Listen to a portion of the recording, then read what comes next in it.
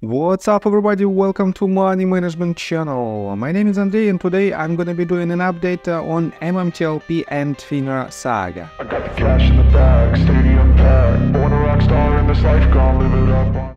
And for today's video guys, I have several quite interesting news. First of all, I will show you some new details in regards to the resignation of Gary Gensler. On top of that, I will show you quite interesting update from the person who previously had very precise intention to help the MMTLP community. But for now, with the most recent update, for some reasons, he potentially switched his opinion. We don't know for sure, but I will explain you what I'm talking about. On top of that, guys, I will show you some information that proves that everything that is happening on the market right now is not the most recent invention. It is well-known actions for decades. And for some reasons, no one from the authority side, no one want to solve this problem. So, and before we dive deep into all of this, guys, please hit the like button for YouTube algorithm and drop me a line in the comment section if you think my videos are valuable for you. So, let's start with this news again with Gary Gensler resignation. And X Market News wrote this tweet 15 hours ago. Breaking, it's official. Gary Gensler will be resigning on November 18th of this year. So, according to these rumors, and guys, it is definitely a rumor because we don't have any proofs of this statement. According to these rumors, we have just a couple of days left till the new head of SEC will be chosen by Donald Trump's administration. And guys, the question at this very moment is not when Gary Gensler will step down. The question is who will be the next leader of SEC. And guys, we have several candidates. Again, it is rumors, but we have David Nunes, the CEO of DJT Media, and Patrick Byrne, the former CEO of Overstock, the company which was shorted to oblivion just several years ago. And on top of that, we have wise guys. Johnny Tobacco wrote this poll. Who would be the best candidate to fight for retail? Who should Donald Trump appoint to SEC chairman? Vote below. And the candidates are following: David Nunes, Dan Gallagher, Hester Pierce, and Bill Ackman. Guys, for now, again, we don't know who is in the short list that is on the table, that is on Donald Trump's table. But we have to use not the candidate himself or herself. We have to use in our forecast the system that should work. And let me show you quite interesting update.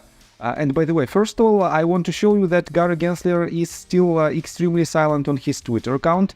And Patrick Byrne at the same moment might be one of the best choices for this post. And let me quote you another tweet from Market News. Just in, former Overstock CEO Patrick Byrne states he would take an offer to be the SEC chairman. Ex-user: we need Patrick Byrne to chair the SEC for the first 100 days of the Trump administration. That's all the time he would need to clean it up and stop naked shorting. And Patrick Byrne himself wrote this just several hours ago. I would do it for 100 days. But guys, in general, we shouldn't rely on the person himself or herself. We have to use the system itself, and the system should work properly. And that is why, guys, I agree for 100% with Charles V. Payne. And 18 hours ago, he wrote, my take: I'm hoping the next SEC commissions put retail investors first. This is the crucial statement, guys. We don't care who will be the head of SEC. We care only about the actions that will be performed by this authority. And Kevin B. wrote again a very wise tweet. He said, it will never get fixed as long as Congress takes money from institutions selling shares they don't own and never settle their debts for the shares. And Mark Basil responded to this. Kevin, the administration needs someone that will prosecute these crimes and unlawful acts immediately, as well as take immediate steps to change the laws and close the loopholes. And guys, guess who will be these prosecutors? I think the new formed DOGE, Department of Government Efficiency, will be a very good contender to solve all these issues inside authorities and inside government itself. And that is why, guys, I think the major changes are happening at this very moment, and we as retail investors might benefit as well. And definitely, because of these actions, we might find the real wrongdoers who is guilty in MMTLP case, who shorted the stock, who implemented a U3 halt, and who benefited out of these actions. And definitely, with this information, we will be able to receive a fair payback from them, a fair remuneration, a fair remedies for these damages. And that is why, guys, I think the major changes are coming. On top of that, let me show you quite interesting update again from Market News. And Market News reposted the tweet that was written by Whale Headlines. And Whale Headlines wrote, breaking, Pulte deletes tweets involved with GameStop and Ryan Cohen as GameStop. GME is starting to run up. And guys, Pulte is the person who previously tried to help MMTLP community as well, and he even established a community on X with this intention. But for now, guys, take a look right here.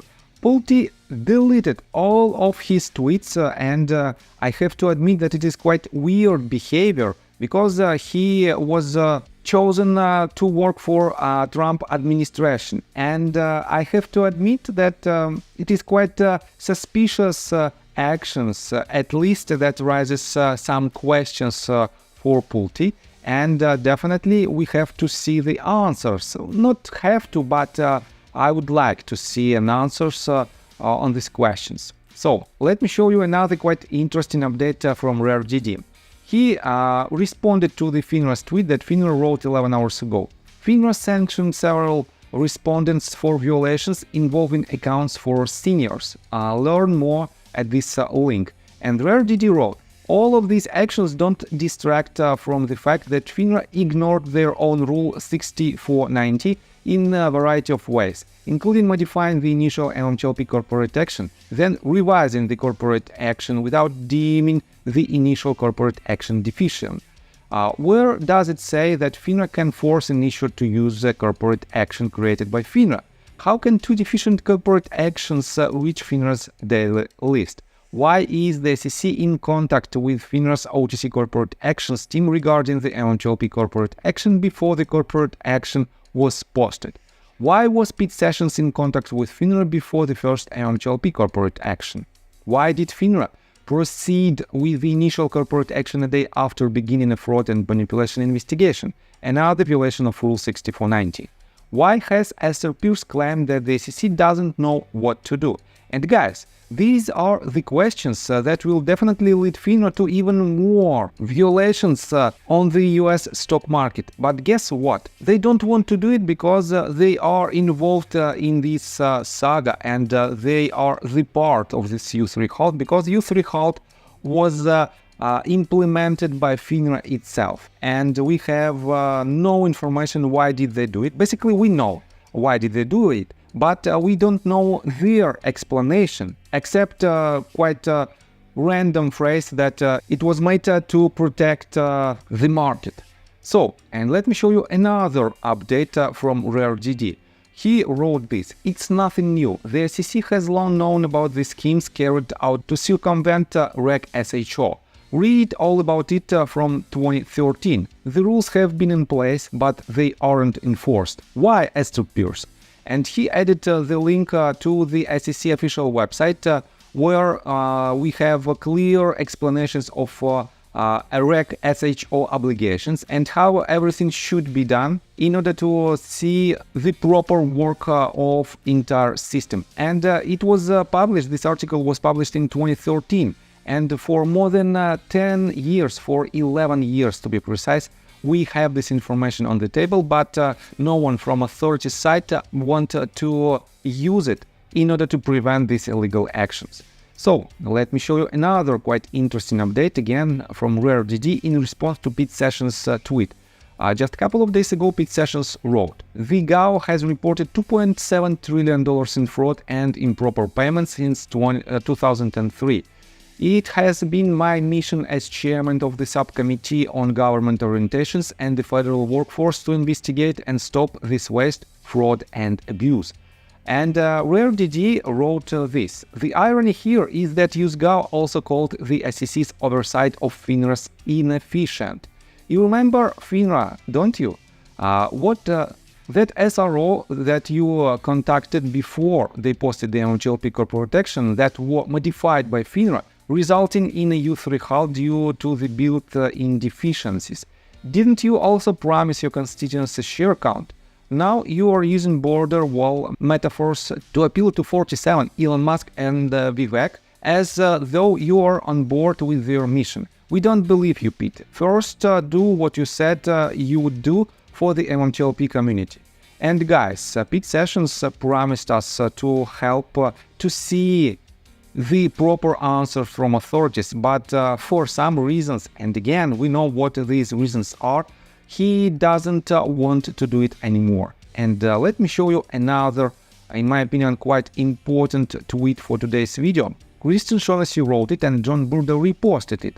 And Kristen Shaughnessy addressed to the tweet that was written by Dave Lower.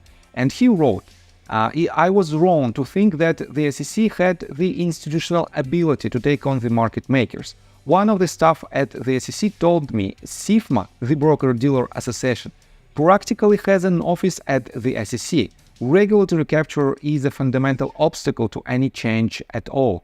And I have to admit that it is quite interesting information, and let me show you what did Kristen Shaughnessy write. "The Broker-Dealer Association is set to all but have an office at the SEC.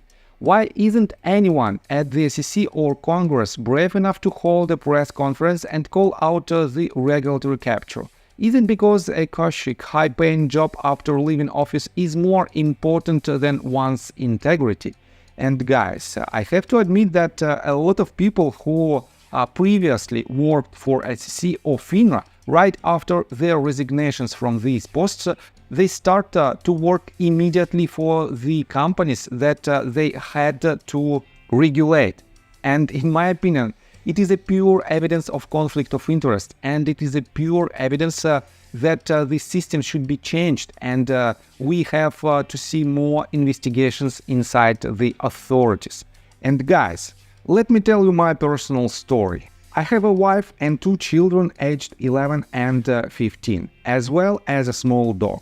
After 30 years of living in Russia near the Baikal Lake, we decided to move. Now we reside in Serbia. Although I don't own any MMTLP shares, I invest a lot of time creating daily MMTLP videos. I have been doing this every day without days off and holidays for more than 1.5 years. Now I wish to buy back this time from my family, from my children. We've agreed that I will ask the MMTLP community to support me, and I will give all the money to the children. Therefore, if you believe that I am providing useful content for you and wish to support me, you can join my Patreon account. For $5 a month, I will add your name to my list of supporters if you wish. Thank you in advance. The link you can find in the description below. So, I think that's all information that I want to provide you. If you like my video, please hit the like button and subscribe to my channel, and see you guys and girls next time. Bye! I got the cash in the bag.